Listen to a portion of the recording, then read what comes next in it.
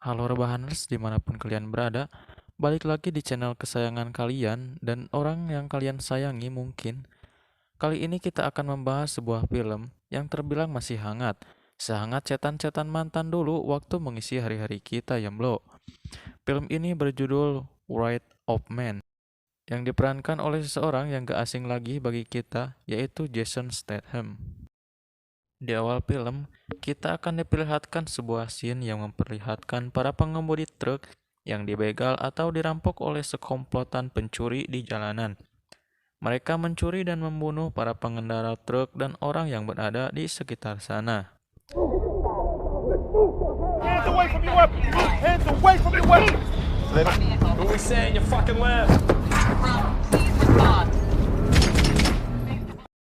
Dan film pun baru saja dimulai. Film ini dilanjutkan diperlihatkannya seseorang yang mendatangi sebuah kantor dari pemindahan uang. Dia adalah Patrick Hill. Kita panggil saja H atau H. Dia sedang melamar pekerjaan sebagai penjaga truk di sana. Dia pun diwawancarai oleh orang sana. Tak lama datang seseorang, dia bernama Bullet. Dia menjadi orang yang mengetes dan melatih kemampuan yang dimiliki dari setiap orang yang akan mendaftar jadi penjaga di sana. Dan H pun diterima di sana dengan nilai yang pas-pasan, yaitu 70%. Let's get you suited. Tiba di tugas pertamanya, Edge mendapat tim bersama Bullet dan juga Dave. Mereka menuju bank untuk mengambil uang, dan nampaknya tidak ada kendala apapun dalam tugas pertamanya ini.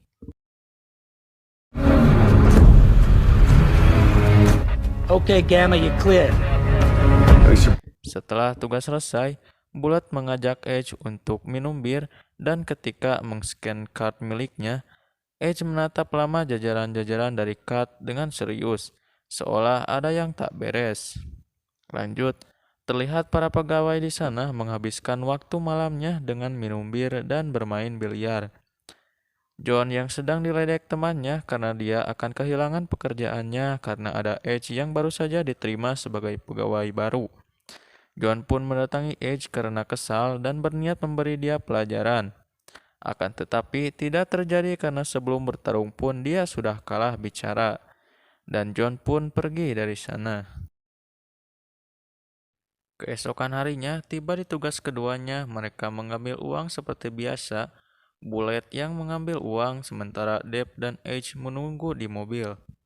Akan tetapi nampaknya tugas kedua ini tidak berjalan dengan lancar.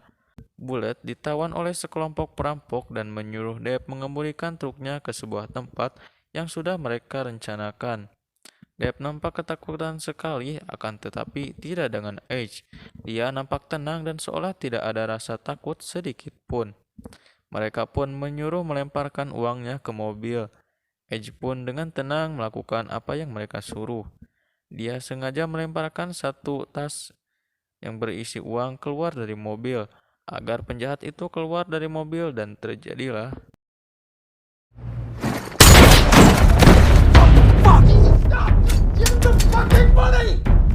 Dan Edge pun membantai semua penjahat dengan mudahnya dan tanpa satu goresan pun. Dia pun menanyakan siapa bos kalian. Akan tetapi dia malah menjawab. My fucking dick! Suck your own dick. Mendengar hal itu, Edge pun marah dan menembaknya sampai mokad. Sekembalinya mereka pun ditanyai oleh pemilik perusahaan itu. Dan Edge pun mendapat giliran. Mereka merasa heran kenapa Edge bisa melumpuhkan 6 musuh tanpa mengalami luka atau goresan sedikit pun. Sedangkan saat waktu sesi latihan, tembakannya mendapat nilai di bawah rata-rata dan nyaris tidak lulus. Edgemund menjawab dengan santainya bahwa itu hanya sebuah kebetulan saja dan pemikiran yang fokus. Kemudian, mereka memperlihatkan video yang pada awal scene tadi. Apakah ada hubungannya perampokan ini dengan kejadian barusan? Dan Edge pun menjawab tidak. Akan tetapi nampaknya Edge menyadari sesuatu dari video tersebut. 3 bulan kemudian, Edge pun kembali bertugas setelah diistirahatkan pasca insiden itu. Seperti biasa, dia bertugas bersama Bullet. Dan seperti biasa juga, di mana ada cuan, di situ ada mensos, pencuri. Mereka pun dicegat dan ditawan, akan tetapi ketika Edge keluar dari mobil, tiba-tiba para komplotan pencuri itu kabur. Kenapa ya?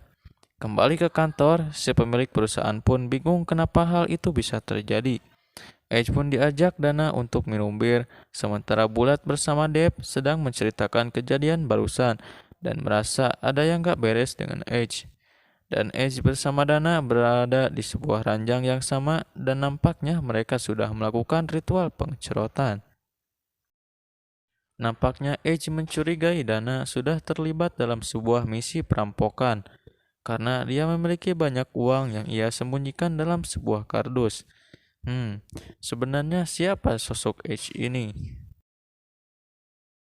Kali ini kita akan melihat Edge sedang bersama seorang anak dan itu adalah putranya yang bernama Doggy. Edge bersama putranya sedang menikmati hari libur mereka.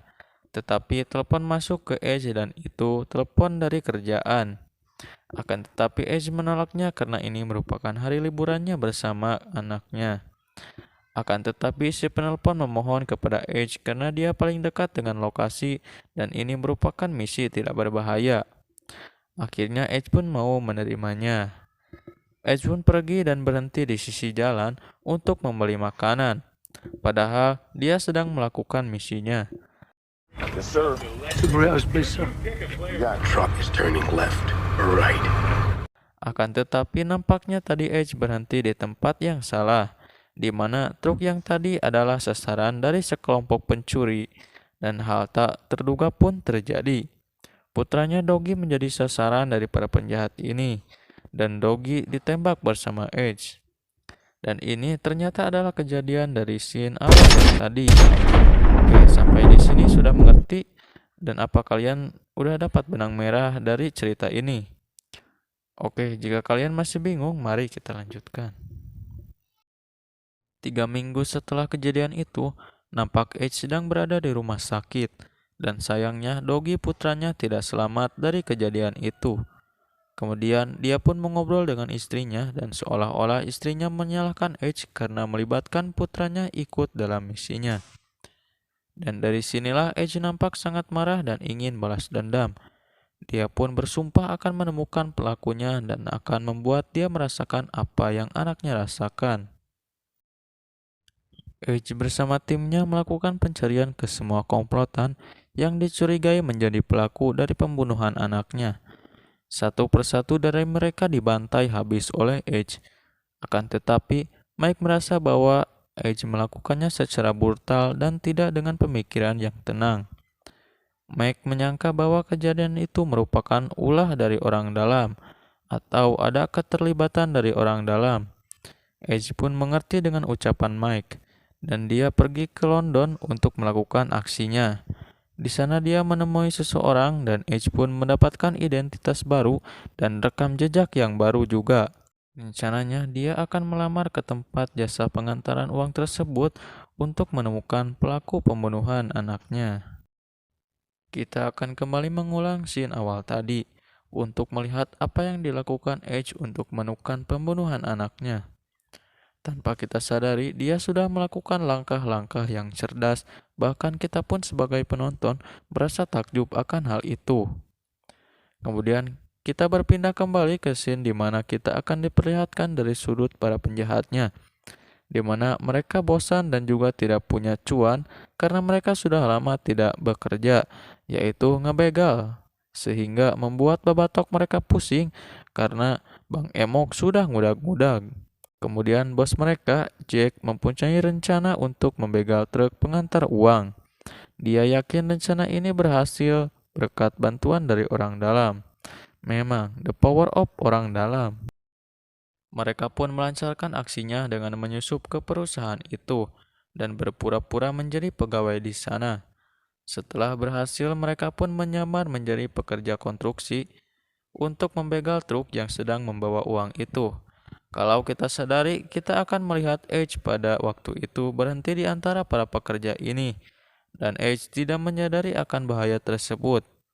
Dan kali ini kita akan melihat secara jelas kejadian pada waktu itu. Out of the fucking car! Come on! Don't fuck face to the fucking ground! Tires now.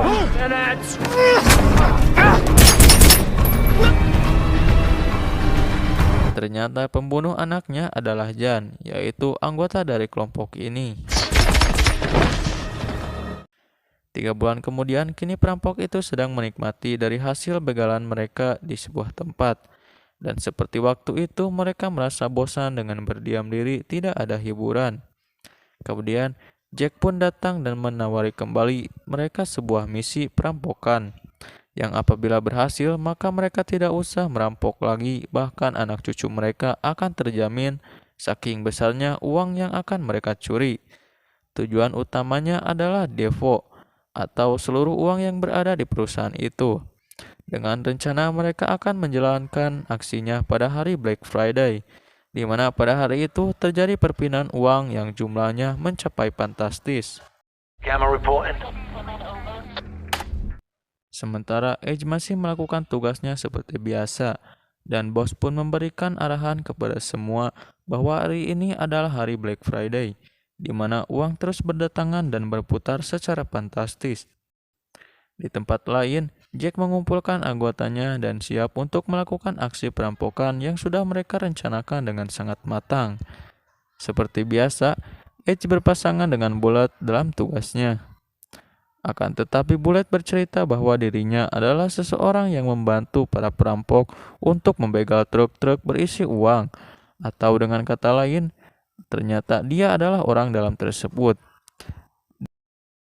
Dan dia tahu bahwa Edge ingin balas dendam karena kematian anaknya. Bullet sudah mensabotase pistol dari Edge sehingga Edge tidak dapat melakukan perlawanan. Edge pun melakukan apa yang mereka suruh. Bullet pun menghubungi Jack dan memberitahu bahwa rencananya berhasil. Kemudian dia menemui Jack dan memborgol Edge. Kemudian mereka pun melakukan rencananya dengan cara menyusup melalui truk yang ditupangi oleh Bullet. Pada saat kembali, mereka pun menganggap tidak ada yang aneh dan nampak baik-baik saja. All good? All good here, Soup. Kemudian,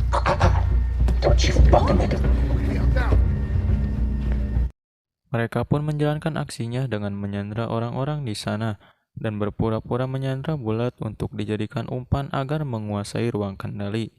Sempat terjadi baku tembak, akan tetapi mereka berhasil membunuh semuanya dan membuka gerbang agar Jack bisa masuk ke dalam.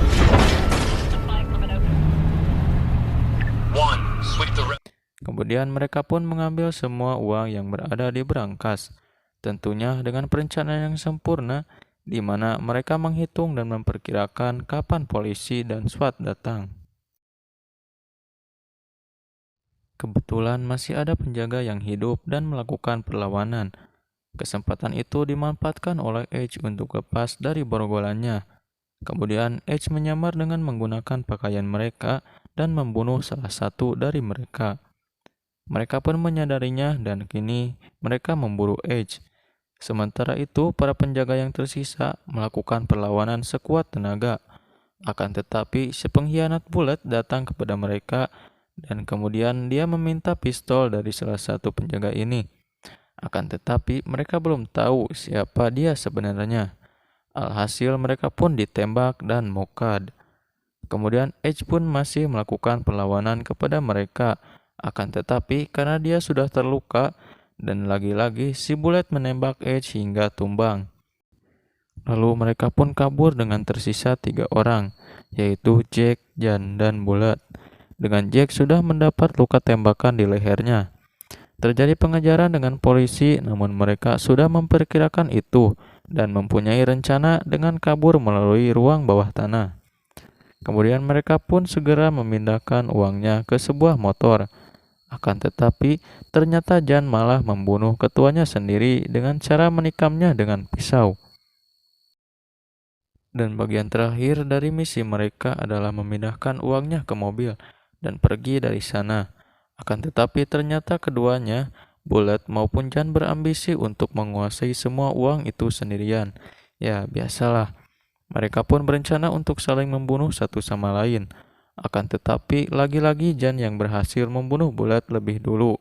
Dan Jan pun pergi dengan semua hasil rampokan yang mereka dapatkan tanpa dicurigai oleh polisi.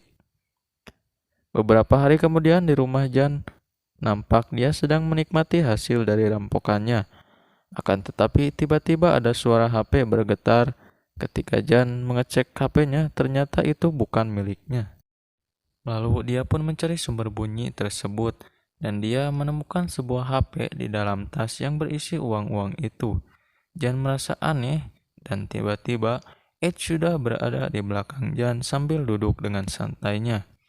Dan dia memberikan sebuah catatan kepada Jan agar dia membacanya. Pas dia baca, ternyata itu adalah catatan dari tagihan bank Emok, listrik, dan juga PDAM. Itu adalah catatan di mana Dogi tertembak dan harus meninggal. Dogi tertembak di paru-paru, hati, limpa, dan jantung. Dan akhirnya Edge pun menembak Jan di bagian di mana Jan menembak Dogi. Dan Jan pun mokat. Akhirnya dendam Edge pun terbalaskan dan berarti kini film pun berakhir. Gimana deh Rebahanes menurut kalian tentang film ini? Dan sekian dulu pembahasan dari film kali ini. Sampai jumpa di film-film selanjutnya.